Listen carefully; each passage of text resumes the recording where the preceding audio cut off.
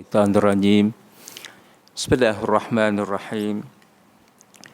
Alhamdulillahirabbil alamin. Wassalatu wassalamu ala asyrafil mursalin Sayyidina Muhammadin wa ala alihi wa sahbihi ajma'in. Qala rabbi syrah li sadri wa yassir li amri wahlul 'uqdatam min lisani yafqahu qawli. Subhanaka la ilma lana illa ma 'allamtana innaka antal alimul hakim. Allahumma la sahla illa ma ja'altahu sahla wa anta huzina idza syi'ta sahla. Allahumma afina min kulli bala'i dunya wa 'azabil akhirah. Allahumma afina min kulli bala'i dunya wa 'azabil akhirah. Allahumma afina min kulli bala'i dunya wa 'azabil akhirah. Yang saya hormati Tuan Pengerusi, Tuan Imam, Tuan Bilal, tuan-tuan AJK Surau, dan seterusnya kepada tuan-tuan hadir-hadirat yang dirahmati Allah sekalian. Alhamdulillah, syukur kita kepada Allah Subhanahu Wa Taala yang mana kita dalam keadaan diuji oleh Allah dengan COVID-19 ni, kita pun dapat melangsungkan kuliah kita. Dan ramai seperti biasa juga. Alhamdulillah, syukur. Itulah kita doa semoga kita selalu cinta kepada ilmu. Biar kita cinta dengan ilmu. Sebab itulah saya pernah ceritakan dulu, kata Said Alawi, dua perkara kita jangan tinggal. Dalam hidup kita dua perkara ni jangan tinggal. Pertama ilmu, yang kedua ibadat. Dan ibadat pada ilmu adalah ibadat hati. Adapun ibadat yang kita lakukan anggota ataupun ibadat yang kita lakukan itu adalah ibadat anggota. Maka penting kedua adalah penting. Ibadat hati dan ibadat anggota. Jadi tuan-tuan, malam ni insya-Allah kita sambung lagi buku kita insya-Allah. Tuan-tuan yang tak dapat buku lagi, saya minta tolong tuan-tuan. Mintalah tolong saya nak tolong ambil buku ni. Saya nak buka sekolah tahfiz sebenarnya di Lawin, di Lawin insya-Allah. Siapa dah ada, alhamdulillah. Kalau siapa yang tak ada lagi, saya minta kalau boleh dak. Saya sedang mencari dana jugalah tuan-tuan, mencari dana. Dan kalau dah ada, alhamdulillah, syukur.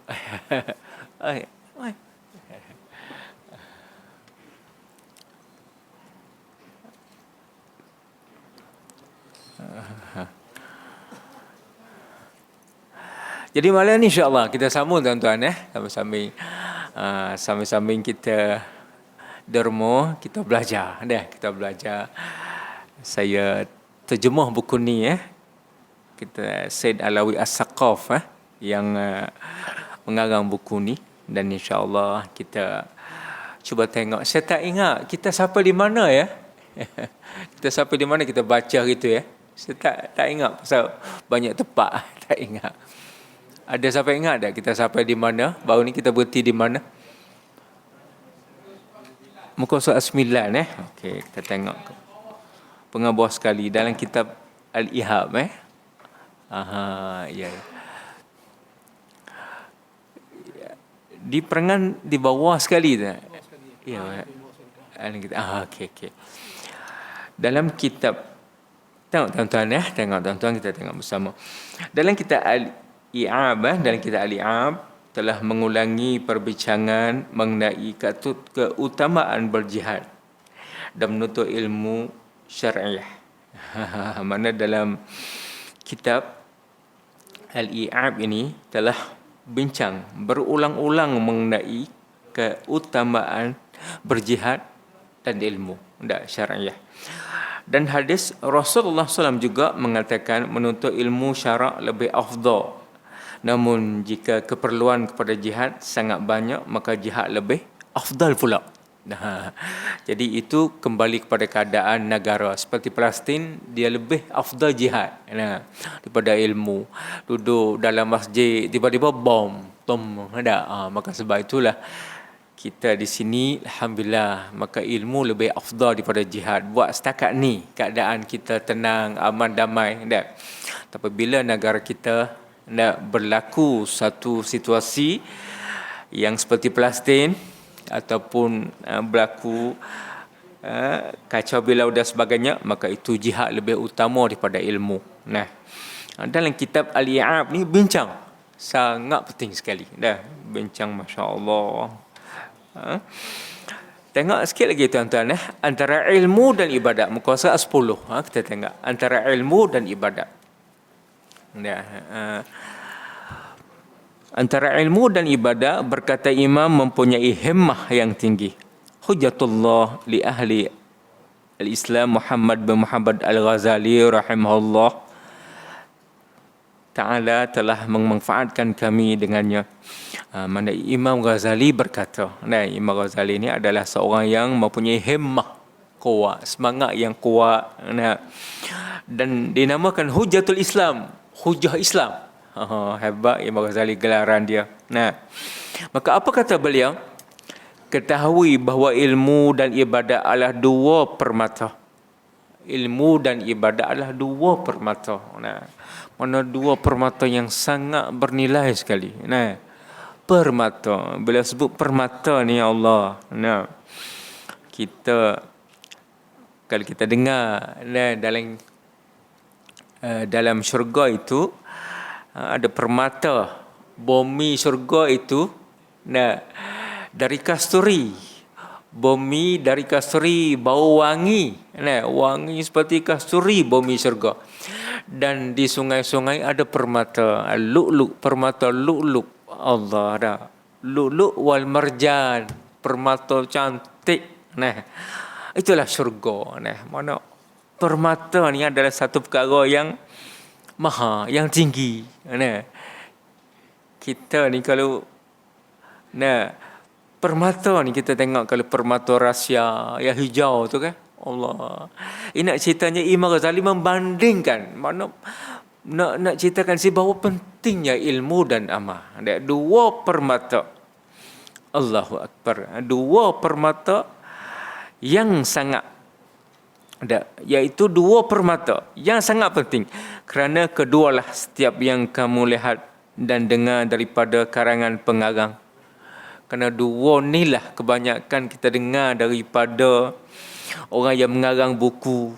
Orang yang mengarang buku pun kebanyakan dia pesan dua perkara, ilmu dan ibadat. Orang mengarang buku terkenal, Imam Ghazali, kita tengok Imam Qurtubi tafsir, dari segi tauhid, mana pengarang tu dia mengarang, dia utamakan dua perkara, iaitu ilmu dan ibadat.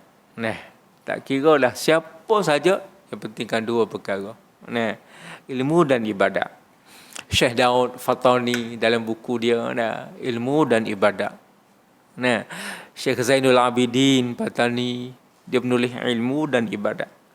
Mana orang mengarang buku tu, dia fokus ilmu dan ibadat. Lepas tu baru dia cerita hal lain. Itulah pentingnya ilmu dan ibadat. Baik. Pengajaran guru. Guru pun sama juga. Kalau kita mengajar, jadi guru, kita mengajar anak murid, ilmu dan ibadat. Ingat, pelajar semua. Belajarlah sungguh-sungguh dan ibadat. Tak kira lah. Siapa pun, guru di mana pun dia akan mengajar dua perkara ni. Sebab tu penting ilmu dan ibadat. Nasihat, pemberi nasihat, orang yang beri nasihat pun macam tu juga. Dia fokus pada dua, ilmu dan ibadat. Tak kira lah penasihat siapa-siapa pun. Kadang-kadang kita pernah dengar jemputan penceramah. Kadang-kadang kata-kata aluan mufti yang memberikan, kadang-kadang berkisar di segi ilmu dan ibadat. Tak lain daripada tu. Mana pentingnya ilmu dan ibadat. Sebab itulah kita pilih ibadat, tak belajar. Ni tak betul. Tak betul benar. Kalau kita tak pilih jalan untuk menuntut ilmu, Allah, ni rugi sekali lah. Itulah perkara yang mengukuhkan kita. Kekuatan untuk kita kembali kepada Allah adalah dengan ilmu, dengan kesedaran. Betullah kita ni Allah. Kita tak ada kesedaran, maka rugilah. Dan kita tengok orang barat pun, Orang barat pun dia cerdik. Kalau orang Amerika, kalau dia nak ambil orang-orang luar untuk pergi ke negara dia, dia pilih orang yang ada degree, pilih orang ada master, pilih orang ada kemahiran. Nah, baru dia ambil. Pandai. Utamakan ilmu. Itu mana ilmunya penting. Nah, dia tak ambil kalau orang-orang biasa. Dia tak bagi PR duduk negara dia. Ini pentingnya ilmu. Nah, pandangan, pemberi pandangan, orang-orang yang memberi pandangan, pandangan yang orang yang ada pandangan yang tajam, dia akan memberi dua, ilmu dan ibadat. Nah, kata Imam Ghazali. Nah, itulah. Bahkan kerana ilmu dan ibadat juga diturunkan kitab dan diutuskan para rasul. Kerana ilmu dan ibadat juga diturunkan Al-Quran. Kerana ilmu dan ibadat diturunkan Al-Quran. Kerana ilmu dan ibadat juga diutuskan Rasul. Apa tujuan utuskan Rasul? Kerana ilmu dan ibadat. Nak bagi tahu. Kalau Rasul tak bagi tahu, kita tak tahu. Kata rupanya ada hidup lepas mati. Kita mati dah ada hidup lagi. Kalau Rasul tak bagi tahu, Al-Quran tak bagi tahu, tak tahu kita. Nah, banyak. Kadang-kadang tak sebut dalam Quran. Rasul yang cerita. Nah, Rasul yang cerita. Maka sebab itulah kedatangan Rasul ni adalah memberi ilmu kepada kita. Nah, kitab Al-Quran juga nak beri ilmu kepada kita. Maka sebab itulah pentingnya. Nah, ilmu dan ibadat. Malahan demi ilmu dan ibadat diciptakan langit dan bumi. Bahkan kerana ilmu dan ibadat diciptakan langit dan bumi ni. Kerana ilmu dan ibadat. Allahu Akbar. Nah.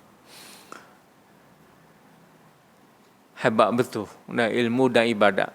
Kerana ilmu dan ibadat diciptakan langit dan bumi. Nah,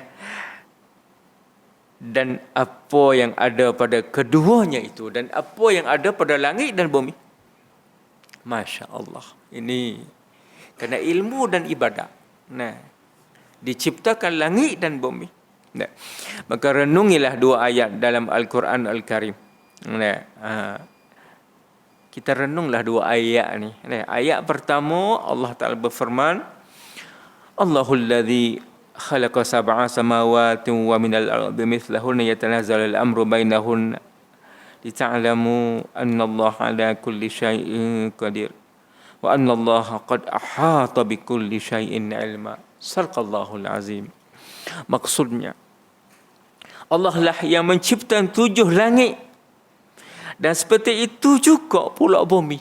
Allah yang menciptakan 7 langit, 7 lapis langit dan 7 lapis bumi. Nah, perintah Allah berlaku kepadanya. Allah yang mengurus segala-galanya, agar kamu mengetahui bahawa Allah Ta'ala Maha Kuasa di atas segala sesuatu. Itulah nak kita mengetahui bahawa Allah Ta'ala kuasa. Nah, Allah ciptakan langit dan bumi. Allah ciptakan di langit penghuni langit. Segala apa yang ada di langit, dan dia panggil Al-Kawakib, bintang, bulan, matahari, adalah cipta benda ni nak supaya kita tahu bahawa Allah kuasa. Allah kuasa. Tak pernah bintang bertembung jatuh atas rumah kita. Tak pernah. Dalam sejarah tak pernah. Dan bintang ni bukan setakat ribu, rasa beliau banyak langit luar. Ini kita tengok ke RPA kita ni, tu langit bintang dah berapa dah nampak nak. Kalau kita pergi ke Morocco Maghribi, sama. Bintang macam ni lah, sama. Kita pergi di Mekah macam ni je. Bintang taburan di atas langit. Tak pernah berlaku pertembungan. Tak pernah berlaku bintang bertembung dengan bulan jatuh atas rumah kita. Tak pernah.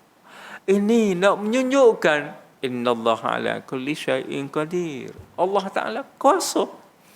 Allah nak bagi kita tahu. Allah nak bagi ilmu. Allah kuasa. Kuasa Allah. Tak pernah matahari tak naik sehari ya gelap. Pak kita ni RPA jadi gelap satu hari matahari tak naik.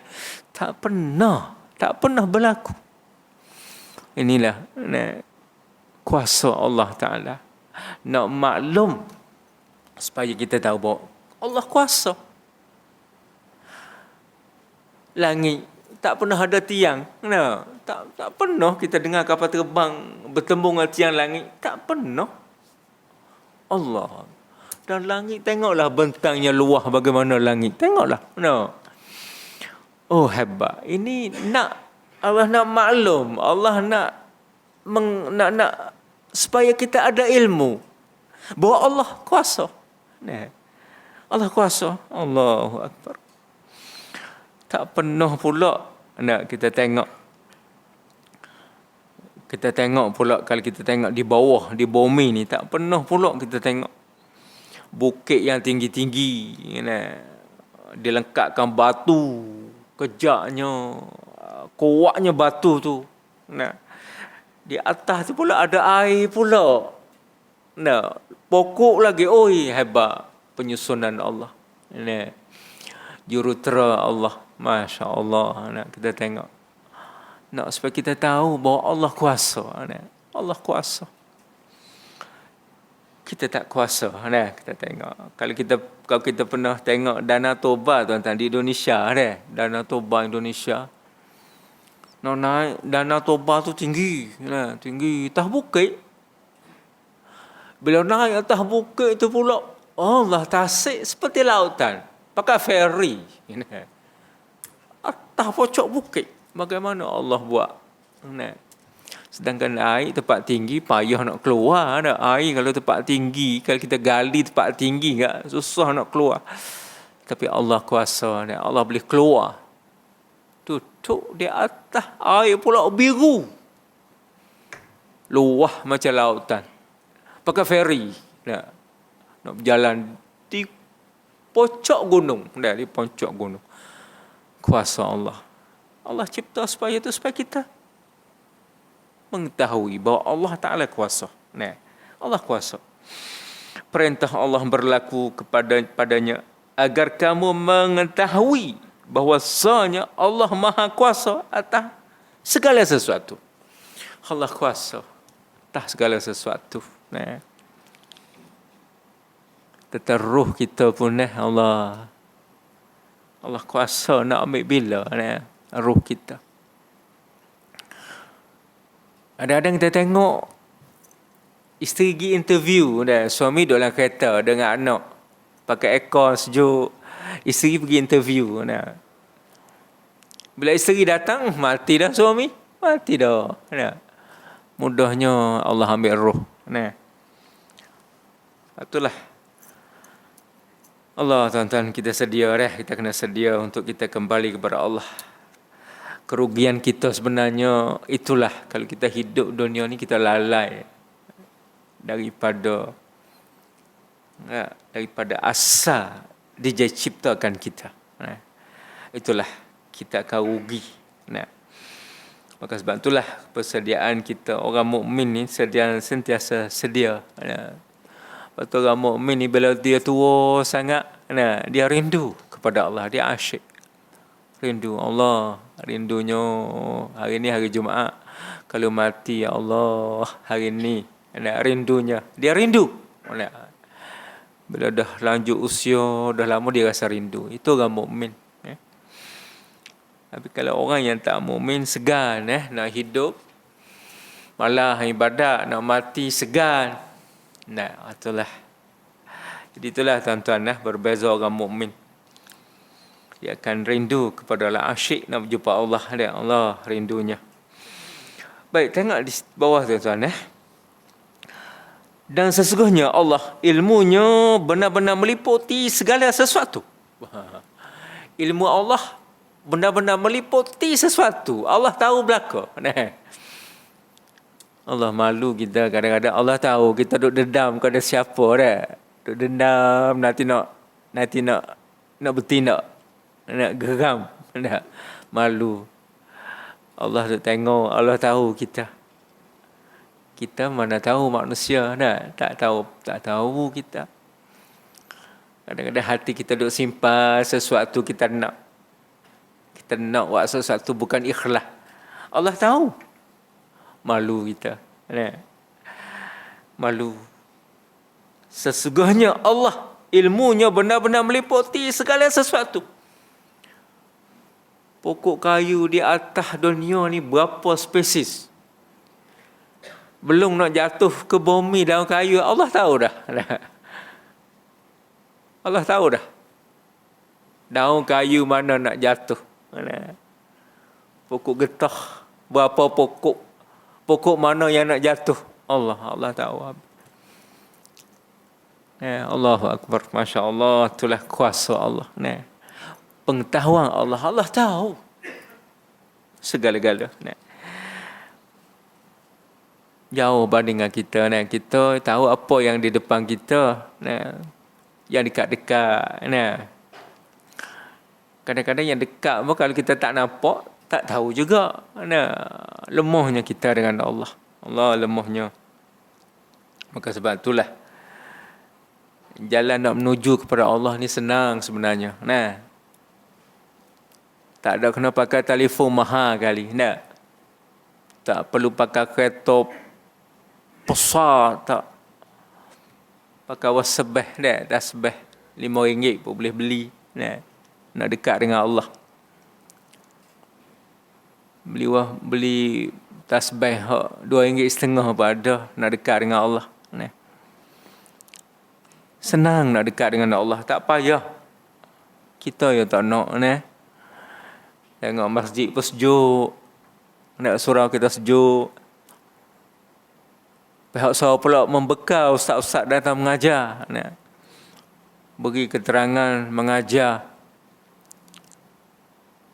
Tapi siapa, berapa yang nak? Berapa orang yang ni bandingan penduduk? Bandingan penduduk tak sampai. Mungkin dalam 50% tak sampai. Yang datang. Orang tak nak cari jalan Allah. Orang tak nak.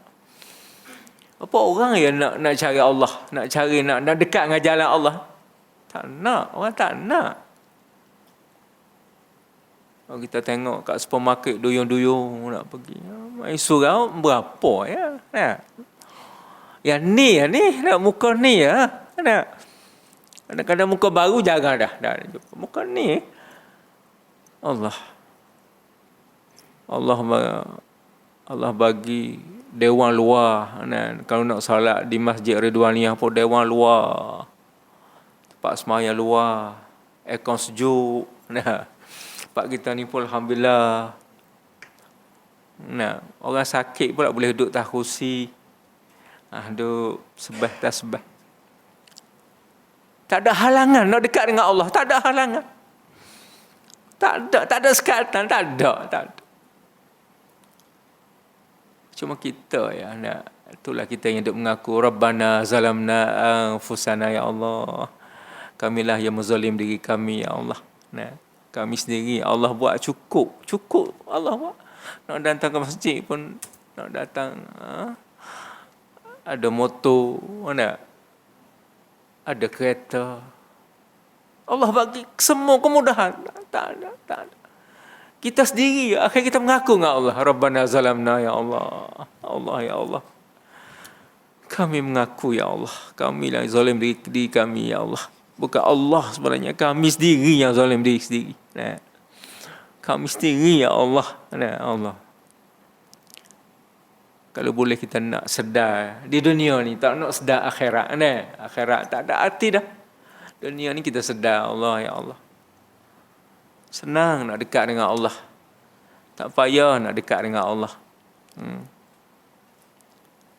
Jauh kalau kita tengok kalau di Sudan tuan-tuan Sudan negara dia miskin letak batu ya tempat setengah tak ada masjid tu, tapi dijadikan masjid. Dia buat situ tempat Jumaat, dia letak batu.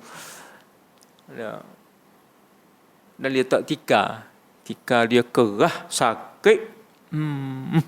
Kalau kita sujud tu kuning lalu kat dahi. Kipas angin tak ada. Angin nature dah. Angin daripada padang tak angin mari. Tu je kipas.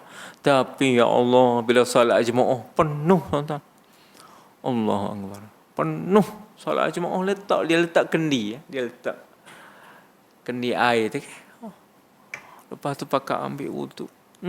Penuh solat jemaah. Jauh dengan kita ni, sejuk. Nak kipas lagi.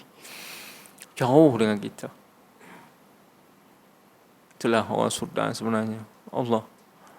Bila azan, tinggal. Barang jualan tu tinggal. Tak ada lagi dah. Tudung ya. Tak kawat pergi solat. Kuat. Jemaah dia kuat. Sungguh. Nah. Dan pula lepas subuh. Nah.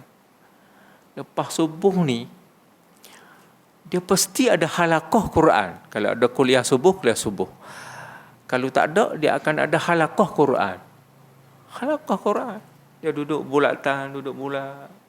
Setiap orang baca Quran. Dan dia ada seorang ustaz. Ada orang alim seorang duduk sekali. Bila sudah baca, dia akan terang tafsir. Dia terang tafsir. Begitulah dia baca. Bila baca tak kena, tegur. Tegur. Bila baca tak, kita tegur. Lepas tu diulah oleh orang tafsir pula. Setiap hari tuan-tuan. Sebab tu di Sudan, kalau imam lekat baca Quran, bunyi teguran seluruh sana sini. Sebab hari-hari dia baca Quran tu. Dia ingat sendiri. Hari-hari. Pernah baru ni ada buat, dia panggil hadir majlis khatam Quran 1 million. 1 million kali. Tak tahulah bagaimana. Tapi saya tak sempat hadir gitu. Hadir majlis khatam Quran 1 million kali. Banyak dah. 1 million kali. 10,000 kali puasa. Teruk dah dia. 1 million. 1 million kali. Allah baca. Lepas tu orang Sudan, Masya Allah. Kalau imam lekat baca Quran, terus semua pakai tegur. Dia ingat. Allah. Itulah warnanya Sudan. Kita tengok keadaan kering negara dia. Tapi sejuk dalam hati dia. Sejuk. Kalau orang pergi Sudan, nak pergi Sudan balik. Dia biasa. Ukhuwah, persaudaraan dia tu. Allah. Satu lagi tuan-tuan. Kalau bulan Ramadan, orang Sudan, dia buka puasa di mana? Orang Sudan, dia buka puasa di Pitu. Di Pitu rumah. Jauh beza dengan kita. Kita ni selok lagi, kejap. Dia ni, buka pintu. Depan rumah buka pintu. Dia keluar hidang. Keluar hidang letak kat pintu. Anak-anak perempuan dia duduk di makan dalam. Yang lelaki. Tak kira lah. Siapa situ. Jadi, kita pun heran dia. Kenapa orang Sudan buka puasa kat pintu rumah semua? Dia kata inilah peluang untuk orang lalu boleh makan. Siapa nak makan, sila kongsi makan. Itulah dia makan. Kita lalu, boleh makan sekali. Sebab tu bulan Ramadan di Sudan, Allah, meriah tuan-tuan. Kita boleh tengok tuan-tuan, ada satu keluarga yang tak kaya sangatlah, biasa. Dia boleh sponsor sebulan. Pelajar mari datang, mari makan sama dia. Sebulan mari makan sama dia. Sebulan. Kita panggil orang buka puasa, kalau kita panggil dah. Sekarang ni kita dah buka puasa kat surau dah. 1 hari, 2 hari, dah 3 hari, begitulah ke? Tak banyak. Tapi orang Sudan sebulan. Kalau kita tak pergi, dia tanya pula, kenapa mu tak mari? Rumah aku lama dah. Mai. Dah. Sebulan puasa. Allah. Kalau di highway dia ada masyru' sabil dia panggil. Di highway ya khah untuk orang lalu lalang buka puasa. Ya buat kaedah khah. Highway dia, nah. Ya highway dia pergi ke Saudi, pergi ke Bot Sudan. Bot Sudan ni sebelah Sudan, sebelah sana Jeddah. Jeddah Saudi dah. Naik kapal lepas Isyak di Sudan, subuh kita sapa dah di Jeddah. Di pelabuhan Jeddah Saudi sana. Jadi tu highway dia lah, daripada Khartoum, ibu negara dia pergi ke sana. Dan waktu buka puasa, ya ada kaedah khah. Waktu buka puasa tu orang makan percuma, tak kena bayar, percuma. Sponsor air, makan, apa semua kerajaan yang uruskan. Allah, seronok Kita tengok tuan-tuan Itulah Sudan sebenarnya, negara dia miskin tapi hati dia, Allah, Masya Allah, sungguh bagus orang Sudan ni. Baik tuan-tuan, kita sambung lagi ke mana cerita saya ni, dah pergi jauh dah. Pergi jauh dah cerita saya ni. Baik, cukuplah ayat ini, tengok di bawah tuan-tuan. Cukuplah ayat ini membuktikan kemuliaan ilmu, lebih-lebih lagi ilmu tauhid. Ni daripada ayat ni lah bukti bahawa mulianya ilmu. Berbagai ilmu tauhid, ilmu usuluddin. Nah, kerana dia mengenal Allah. Itulah ilmu yang paling mulia. Nah, semua ilmu mulia. Nah, daripada ayat ni dia bukti bahawa mulianya ilmu. Dan ilmu yang mulia adalah ilmu tauhid, kerana dia mengenal Allah. Nah, lepas tu tuan-tuan, kita alhamdulillah, surau kita ni ada untuk tauhid. Nah, kita boleh datang belajar, Allah syukurlah.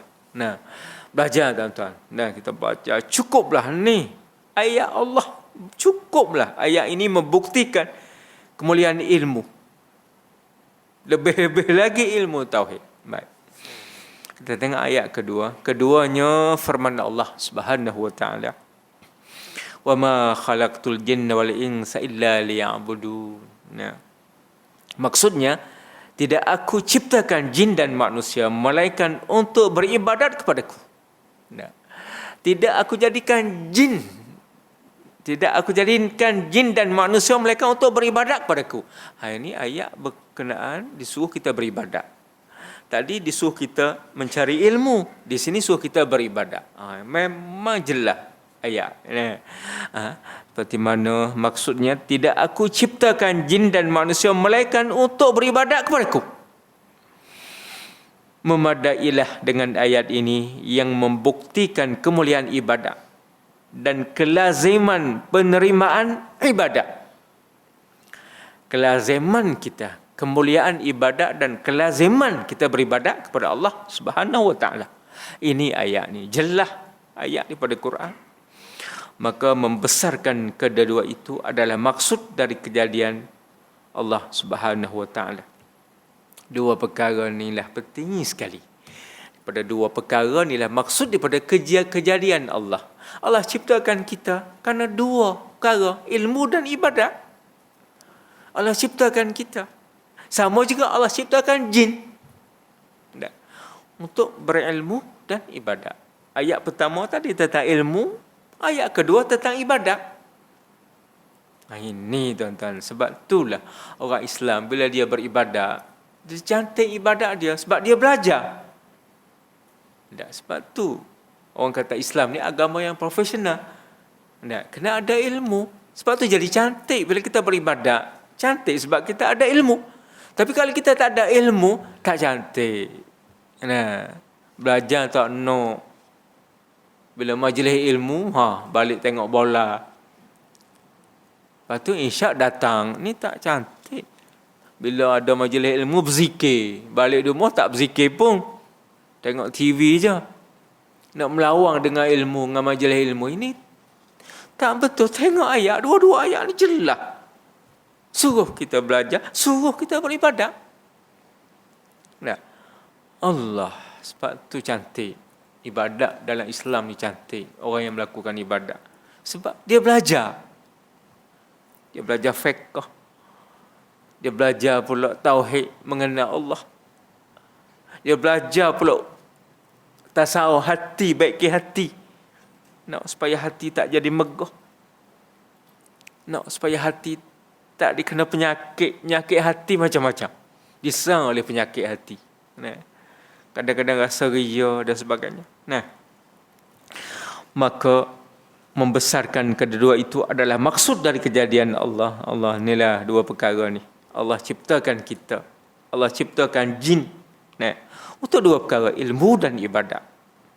Nah, kerana ilmu dan ibadat dan tidak juga memandang kecuali kepada ilmu dan ibadat.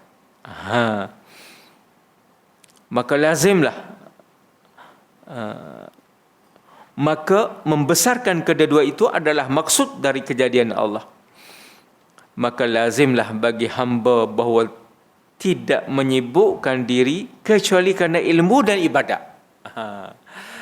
Kalau kita sibuk diri, nah, Allah dengan ilmu dan ibadat, memang hidup kita tenang, hidup kita ada maknanya hidup kita. Nah.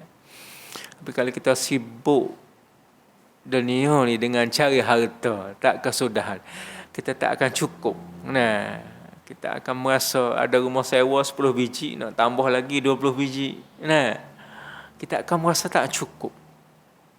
Nah, ataupun kalau kita sibuk dengan kebun pun sama juga. Kita akan tomok. Tapi kalau kita sibuk dengan dua perkara, nak sibuk nak tanam 5 bali, tanamlah, tak ada masalah. Tapi jangan lupa dua perkara. Jangan tinggal ilmu dan ibadat. Nak sibuk dengan urusan lain pun sibuklah. Tapi dua perkara, ilmu dan ibadat, jangan tinggal. Nah, Allah inilah jalan kita nak menuju kepada Allah. Allahu Akbar. Ilmu dan ibadat. Ketahuilah. Dan tidak juga memandang kecuali kepada ilmu dan ibadat. Mana kita tak memandang serius kecuali ilmu dan ibadat. Kena serius.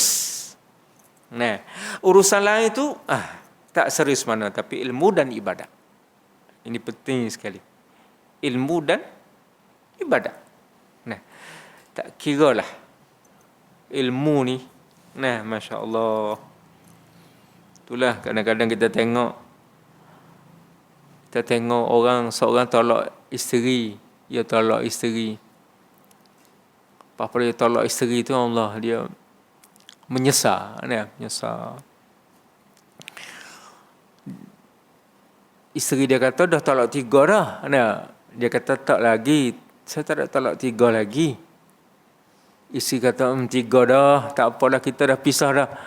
Dia kata tak, saya tak tolak 3 lagi. Saya tak ingat, dia tak ingat dia tolak apa, tak ingat.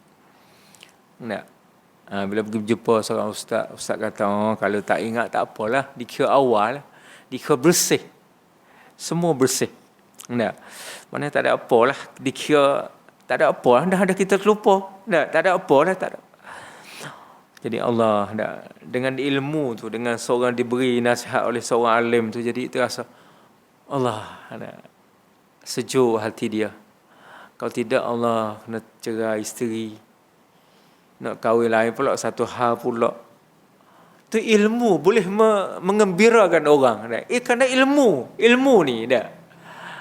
Itulah pentingnya ilmu. Sebab tu kena tahu ilmu ni. Allah, ketahuilah bahawa perkara selain dari ilmu dan ibadat itu tidak mempunyai kebaikan padanya. Ini kata Syekh Alawi. Dia kata tak ada kebaikan selain pada ilmu dan ibadat. Tak ada kebaikan. Dan juga tidak ada pendapatan padanya. Tidak ada pendapatan padanya. Ilmu dan ibadat. Makna kebaikan itu terletak pada ilmu dan ibadat. Ada setengah orang ada ilmu, harta datang percuma ya. Kita tengok setengah orang harta datang dengan ilmu dia. Maknanya ilmu datang sendiri. Kadang-kadang dengan ibadat, seorang yang melakukan ibadat, dia rajin baca surah Waqiah, rezeki jadi murah datang. Kunci harta juga daripada ilmu, daripada ibadat. Sebab itulah kalau kita tinggal ilmu dan ibadat, Allah susah kadang-kadang. Allah, kita tengok orang kadang-kadang nak dapat rezeki sikit, payahnya kita tengok nah. Terpaksa jual petai keluar pagi-pagi, belum subuh dah keluar dah pergi pasar. Muka kuning, pucat, letih. Ya, susahnya. Nah, ada setengah tak rezeki datang murah rezeki. Tak ada payah lah, ada setengah. Tak ada lah payah. Nah, ada rezeki sikit pun kongsi habis jiran mak bagi ke mak. Allah bahagia hidup dah. Jadi Allah boleh rasa, orang pun boleh merasa. Allah itulah hidup sebenarnya nah. Kita boleh kongsi hidup, seronok hidup. Nah, mak kita sentiasa berdoa kepada kita, Allah murah rezeki, bertambah rezeki dah. Itulah sebenarnya. Nah, Allah. Jadi tuan-tuan, masa pun dah habis dah. Jadi sebagai kesimpulan daripada kita belajar sikit sini tadi bahawa jangan lupalah dua perkara, ilmu dan ibadah. Nah, janganlah kita lupa di mana-mana pun. Nah, dan ilmu ni sangat mulia dah. Siapa ada ilmu, paling-paling jadi lebay kampung dah orang ada ilmu. Paling-paling. Nah, kalau belajar tinggi lagi boleh PhD, lagilah pensyarah. Nah, kalau perubatan jadi pakar, pembedah dan sebagainya. Kerana ilmu. Sepatutnya ilmu ni penting. Begitu juga ilmu yang membawa kita nak menuju kepada Allah Subhanahu Wa Taala. Nah, dengan ilmu ni, nah, kita interaksi dengan Allah. Interaksi dengan Allah dengan ilmu. Kesedaran kita kepada Allah banyak lebih. Waktu kita nak meninggal dunia, nah, kita dah habis, dah lesu dah. Nah, tangan tak boleh akak, mulut tak boleh cakap, tapi hati kita Allah, nah, kita ada memori, nah, kita ada apa? Kita ada introspek, ada muhasabah dengan Allah, nah, Allah. Itulah ilmu. Nah, hingga kita kembali menuju kepada Allah. Allah ni comel sekali. Jadi tuan-tuan, marilah kita sama-sama, sama-sama kita belajar. Teruskan kita belajar. InsyaAllah kita hidup aman, selamat dengan ilmu dan ibadah, insyaAllah. Amin. Ya Rabbal Alamin. Kita sudahi dengan sama-sama kita baca doa. Auzubillahi minasyaitanirrajim. Bismillahirrahmanirrahim. Allahumma zidna ilma wa fahma wa warzuqna al-uluman nafi'ah. Allahumma rzuqna lisanan zakiran wa qalban khashi'an. Allahumma inna nas'aluka husnal khatimah. Allahumma rzuqna taubatan nasuha qabla al-maut. Allahumma rzuqna taubatan nasuha qabla al-maut. Allahumma rzuqna taubatan nasuha. Allahumma ya muqallibal qulub tsabbit qulubana ala dinik. Wa sallallahu walhamdulillahi rabbil alamin. Taqabbalallah.